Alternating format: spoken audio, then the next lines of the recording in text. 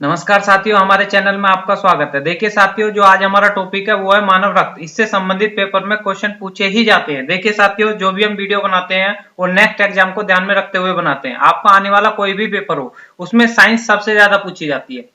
तो हम जितने भी वीडियो बना रहे हो साइंस को ध्यान में रखते हुए बना रहे हैं। तो इससे संबंधित पेपर में काफी सारे सवाल पूछे जाते हैं। देखिए कुछ चित्र दिए हुए हैं, पहले थोड़ा सा इसके बारे में डिस्कशन कर लें। फिर जो आपका टॉपिक है आपका रक्त से संबंधित, मैं रक्त से संबंधित सारे क्वेश्चन बताऊंगा। आने वाले पेपर में आपसे एक भी क्वेश्चन उसमें नहीं छूटेगा। जैसे देखिए पहला चित्र दिया हुआ मानव का, तो मानव के इससे बारे में क्या क्वेश्चन पूछा जाएगा। जैसे मैंने क्या करा, पहले खाना खाया, कहां से खाया, मुख से। तो पहला क्वेश्चन यही पूछा जाता है कि जो भोजन का पाचन है वो कहां से प्रारंभ होता है, मुख से। मुख से जाने के बाद ये कहां पर जाएगा, आपका अमाशय में। पहले इधर जाएगा अमाशय में, अमाशय में जाने के बाद कहां जाएगा, फिर अग्नाशय में। अग्नाशय एक वो होता है, उसमें आपका एक रस होता है, ऐसे समझिए जैसे कढ़ाई में तेल भरा हुआ है, तो अचानक से उसमें खाना जाता है, तो खाना का क्या हो जाता है, वहां पर उसकी एनर्जी सारी निकाल ली जाती है।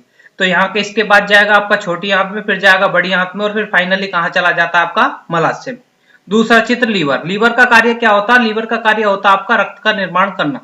लीवर अन्य नाम, दूसरा नाम क्या होता है इसका, लीवर भी कहते हैं, जिगर भी कहते हैं, और इसे यकृत भी कहते हैं। इसे कहा जाता है शरीर की सबसे बड़ी ग्रंथि, किसे कहा जाता है, यकृत को। ठीक है।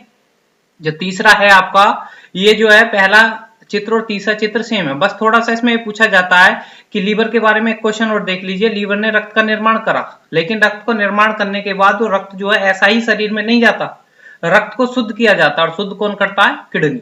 ठीक है। वो किडनी कहाँ होती है, किडनी हमारी यहाँ पर होती है। उसके बाद ये क्या होते हैं, फेफड़े। फेफड़ों के बारे में क्वेश्चन पूछा जाता है, फेफड़ों का कार्य क्या होता है। फेफड़ों का कार्य होता है वायु का शुद्धिकरण करना। किसका कार्य होता है, फेफड़ों का। देखिए साथियों, आपके सामने जो दिखाई दे रहा है चित्र, ये आपका रक्त का। रक्त से संबंधित कई सारे क्वेश्चन पूछे जाते हैं। पहला तो क्वेश्चन यही पूछा जाता है कि रक्त की खोज किसने की थी। तो जो आपका ये रक्त है, रक्त की खोज किसने की थी, ये की थी आपकी लैंड स्टीनर ने। किसने की थी, लैंड स्टीनर। तो रक्त की खोज किसने की थी, आपकी लैंड स्टीनर ने। उसके बाद इसके ऊपर दूसरा क्वेश्चन पूछा जाता है, जो रक्त होते हैं, रक्त के समूह कितने होते हैं। दोबारा समझा देता हूं, रक्त की खोज की थी आपकी लैंड स्टीनर। उसके बाद आपका पूछा जाएगा रक्त समूह जो होते हैं वो समूह कितने होते हैं। इसके रक्त समूह होते हैं 4। जैसे आपका ए होता है, बी होता है, ए बी होता है, और लास्ट का क्या होता है, आपका ओ।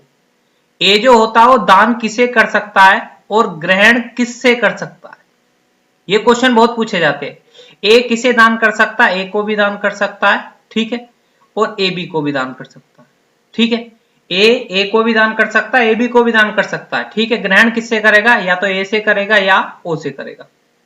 बी किसे दान कर सकता है, तो बी को कर सकता है, ए बी को कर सकता है। ग्रहण किससे करेगा, या तो बी से करेगा या ओ से करेगा। इसके बाद आता ए बी। ए बी जो है वो दान किसे कर सकता है, सिर्फ ए बी को ही दान कर सकता है। और ग्रहण किससे करेगा, ए से भी करेगा, बी से भी करेगा, और ए से भी करेगा, बी से भी करेगा, ए बी से भी करेगा, और ओ से भी करेगा। ये ग्रहण सभी से करता है, तो इसे कहा जाता है सर्वग्राही। ये पूछा जाता है सर्वग्राही किसे कहा जाता है, तो सर्वग्राही रक्त समूह कहा जाता है आपका ए बी को। और ये जो है दान किसे करता है, दान ए को भी करता है, बी को भी करता है, ए बी को भी करता है, और ओ को भी करता है।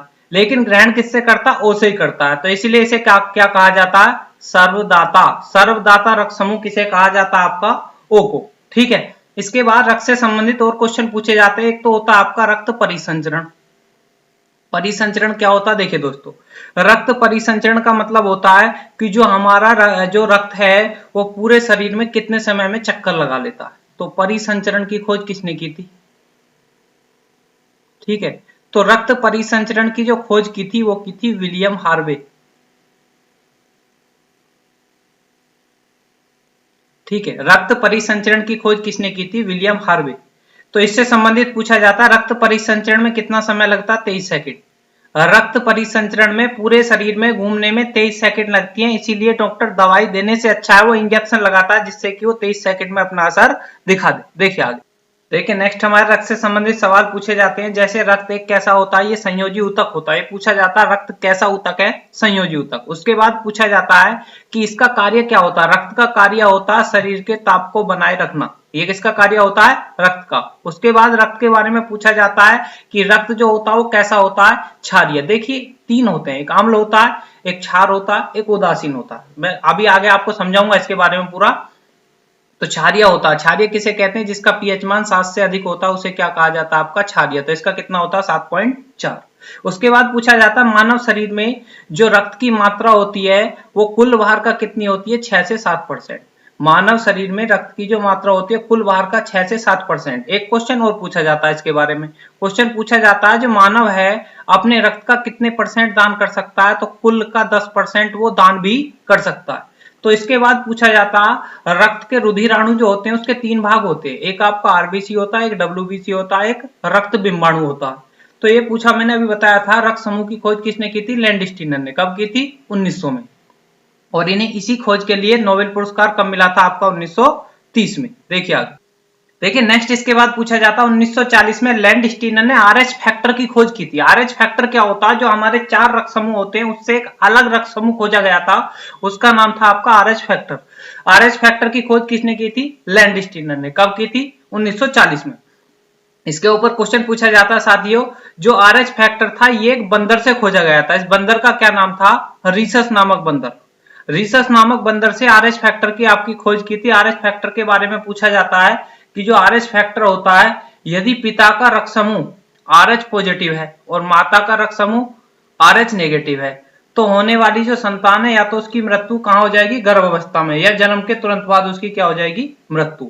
उसके बाद में इसे आपको बता चुका हूं इसके बारे में कि ओ को क्या कहा जाता है? सर्वदाता। सर्वदाता इंग्लिश में क्या कहते हैं? Universal donor. इसे क्या कहते हैं? डोनर। यूनिवर्सल डोनर किसे कहा जाता है? आपका सर्वदाता, मतलब ओ को। और यूनिवर्सल रिसेप्टर इसके बारे में पूछा जाता है, इसे कहा जाता है आपका रिसेप्टर। यूनिवर्सल रिसेप्टर किसे कहा जाता है? सर्वग्राही। और सर्वग्राही क्या होता है? आपका एबी। किसी भी देश में व्यक्ति का पता लगाने के लिए जो किसी देश में व्यक्ति के ब्लड ग्रुप का पता लगाने के लिए सबसे पहले खोज किसने की थी? लैंडस्टीनर ने। उसके बाद देखिए इसमें पूछा जाता है रक्त बिंबाणु। रक्त बिंबाणु को क्या कहा जाता है? जो इसकी संख्या मापी जाती है रक्त बिंबाणु को कहा जाता है ब्लड प्लेटलेट्स। और इसकी संख्या मापी जाती है आपकी थैम्बोसाइट से। देखिए आगे इसके ऊपर क्वेश्चन पूछा जाता है। देखिए साथियों इसके ऊपर क्वेश्चन पूछा जाता है कि जीवों में रक्त में पाए जाने वाले जो होते हैं रक्त बिंबाणु, इनमें केंद्रक भी पाया जाता है, लेकिन रक्त बिंबाणु का जीवन काल कितना होता है? 3 से 5 दिन होता है। और ये पूछा जाता है इनकी मृत्यु कहाँ होती है? पिलिया में होती है। और इनका निर्माण कहाँ होता है? अस्थि मज्जा में। ठीक है, ये रक्त का थक्का बनाने में आपकी मदद करते हैं। कौन करते हैं? रक्त बिंबाणु। तो ये पूछा जाता है ये जो प्लेटलेट्स या रक्त बिंबाणु हिंदी में कहते हैं और प्लेटलेट्स उसे इंग्लिश में कहते हैं। तो प्लेटलेट्स अभी हमारी पीछे कुछ बीमारी चल रही थी, डेंगू का बुखार, उसमें आपकी प्लेट कम हो जाती थी। तो ये पूछा जाता है प्लेटलेट्स की जो संख्या है किस बीमारी में कम हो जाती है? आपकी डेंगू में। दूसरा आता है रक्त का हिस्सा आता है आपका ये आपका श्वेत रक्त कण। इसे इंग्लिश में क्या कहते हैं? डब्ल्यूबीसी या व्हाइट ब्लड सेल्स। देखिए इसके ऊपर बहुत सारे क्वेश्चन पेपर में पूछे जाते हैं। डब्ल्यूबीसी के ऊपर आपके क्या क्वेश्चन पूछे जाते हैं? पहला तो ये पूछा जाता है इसका निर्माण कहाँ होता है? आपका अस्थि मज्जा में। उसके बाद क्वेश्चन पूछा जाता है इसके ऊपर कि इसकी मृत्यु जो वैसे तो पिलिया में होती है, कभी कभी यकृत में हो जाती है, वैसे इसकी मृत्यु कहाँ होती है? डब्ल्यूबीसी की जो आपकी मृत्यु होती है ये होती है आपकी पिलिया में। डब्ल्यूबीसी में पूछा जाता है इसमें भी केंद्रक पाया जाता है। इसका कार्यकाल कितना होता है? 2 से 4 दिन या 2 से 5 दिन भी कुछ पेपर वाले देते हैं। उसके बाद इसमें क्वेश्चन पूछा जाता है कि डब्ल्यूबीसी का कार्य होता है रोग प्रतिरोधक क्षमता को बढ़ाना। रोग प्रतिरोधक क्षमता को कौन बढ़ाता है? आपका डब्ल्यूबीसी। ठीक है, उसके बाद देखिए आपका नेक्स्ट आती है आपकी आरबीसी।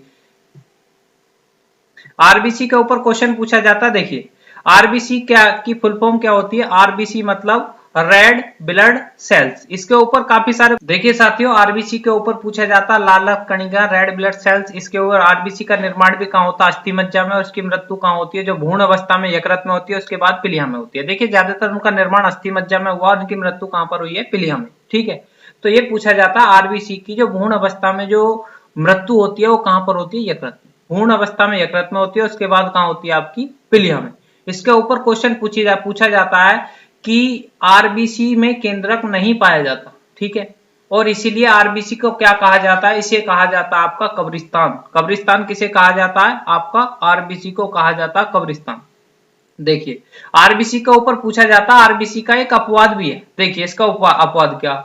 आरबीसी का अपवाद साथियों ये है, इसमें पूछा जाता है, परंतु अपवाद ये है कि जो ऊंट का जो लामा होता है उसमें आरबीसी में केंद्रक पाया जाता है, बाकी किसी में केंद्रक नहीं पाया जाता। ठीक है, और आरबीसी का जो कार्य होता है, इसका कार्य होता है प्रत्येक कोशिका तक ऑक्सीजन को ले जाना और कार्बन डाइऑक्साइड को वापस लाना। देखिए इसमें आता हमारा शुद्ध रक्त कहाँ बहता है और अशुद्ध रक्त कहाँ बहता है।